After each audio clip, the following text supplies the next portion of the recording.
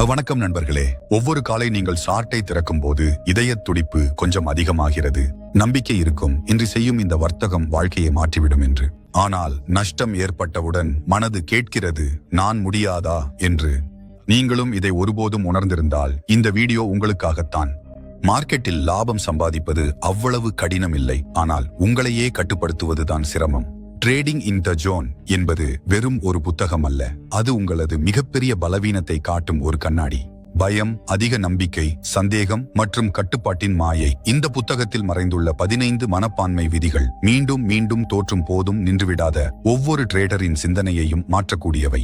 ஆனால் ஒரு விஷயத்தை கவனமாக கேளுங்கள், ஒவ்வொரு விதியும் அடுத்த விதிக்கான சாவிதான். இது ஒரு சங்கிலி. ஒரு கிரியும் உடைந்துவிட்டால் முழு மனப்பான்மை மீண்டும் பின் செல்லும். அதனால் இந்த வீடியோவை ஸ்கிப் செய்யாதீர்கள், ஏனெனில் இந்த 15 விதிகள் வெறும் மார்க்கெட்டுக்கானவை மட்டுமல்ல, இவை வாழ்க்கையில் கவனம், ஒழுங்கு மற்றும் வளர்ச்சிக்கான விதிகள். அப்படியென்றால் முதன்மை விதிக்கு போகலாம். விதி எண் 1 சொல்வது, எதுவும் நடக்கலாம். இந்த 4 வார்த்தைகளை நீங்கள் உண்மையில் உள்ளடக்கிக் கொண்டால் பயமில்லாத ஒழுங்கே மட்டுமே இருக்கும் அந்த உலகில் நீங்கள் காலடி வைப்பீர்கள். நீங்கள் உங்கள் செட்டப்பை பார்த்தீர்கள், பகுப்பாய்வு செய்தீர்கள், RSI, ஃபைபோனாச்சி, ட்ரெண்ட் லைன்கள் எல்லாம் சரியாக இருக்கின்றன. ஆனாலும் மார்க்கெட் எதிர் திசையில் சென்று விட்டது என்று நினைத்து பாருங்கள். நீங்கள் பதட்டமடைகிறீர்கள், கோபம் வருகிறது. தவறு எங்கே நடந்தது? ஆனால் ஒரு நிமிடம், ஒருவேளை எங்கும் தவறு நடக்கவில்லை. மார்க் டக்ளஸ் சொல்கிறார், நீங்கள் ஒரு நல்ல வர்த்தகம் செய்தீர்கள், ஆனாலும் தோற்றுவிட்டீர்கள். அதற்காக நீங்கள் ஏதாவது தவறு செய்தீர்கள் என்பதல்ல அர்த்தம். மார்க்கெட் ஒவ்வொரு முறையும் உங்களுக்கு வெகுமதி தராது, ஏனெனில் மார்க்கெட் ஒரு மனிதர் அல்ல, ஒரு அமைப்பு அல்ல, எந்த ஒரு தர்க்கமும் அல்ல. அது ஒரு கூட்டம். அதில் ஆயிரக்கணக்கான மக்கள் தங்கள் உணர்ச்சி, பயம், பேராசை, நம்பிக்கை மற்றும் பைத்தியக்காரத்தனத்துடன் ஒவ்வொரு வினாடியும் முடிவெடுத்துக் கொண்டிருக்கிறார்கள். இவ்வளவு பெரிய கூட்டம் ஒரே இடத்தில் பந்தயம் வைக்கும் போது எதுவும் நடக்கலாம். இப்போது உண்மையான விஷயத்தை புரிந்து கொள். நீ எதுவும் நடக்கலாம் என்று நம்பவில்லை என்றால் ஒவ்வொரு முறையும் அடுத்த நகர்வு என்னவாக இருக்கும் என்று நீ அறிந்திருக்கிறாய் என்று நினைப்பாய்.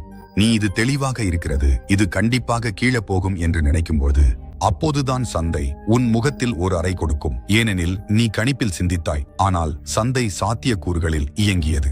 மார்க் டக்ளஸ் தெளிவாக எழுதியுள்ளார், சிறந்த வர்த்தகர்கள் சரியாக இருக்க முயற்சிப்பதில்லை, அவர்கள் தொடர்ச்சியாக இருக்க கவனம் செலுத்துகிறார்கள். நீ ஒவ்வொரு முறையும் சரியாக இருக்க வேண்டும், உன் வேலை அல்ல.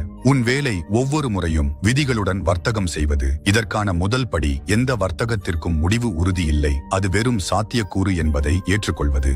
இந்த எண்ணத்துடன் நீ சுதந்திரமாகி விடுவாய், பயத்திலிருந்தும், அதிக நம்பிக்கையிலிருந்தும், பழிவாங்கும் வர்த்தகத்திலிருந்தும். ஏனெனில் நீ உன் மனதில் இருந்து எனக்கு அடுத்தது என்ன நடக்கும் என்று தெரியும் என்ற விஷயத்தை நீக்கிவிட்டாய்.